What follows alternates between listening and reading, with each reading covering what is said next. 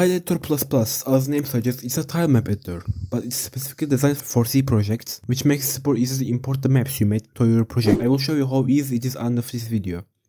I record this video when version 1.1 is public, but if you still see this video public after the updates, that means base of the program is still the same.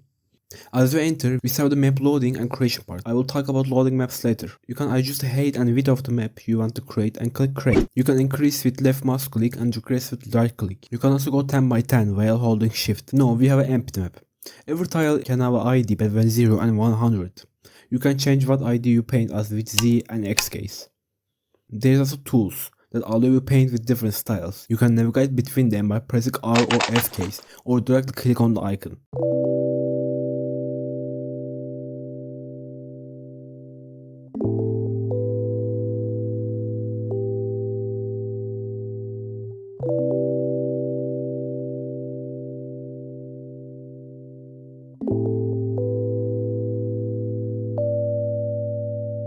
By default, it renders tiles with colors. If you click on this icon, you can start rendering them as textures. These textures are taken from this file. There is 12 64 by 64 textures in this file.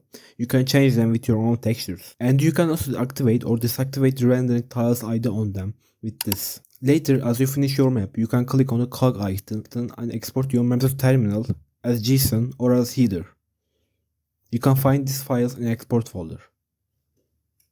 Loading maps need some extra steps. First of all, the program only can see 3 maps at the same time in the import file. And these maps should be with .json extension.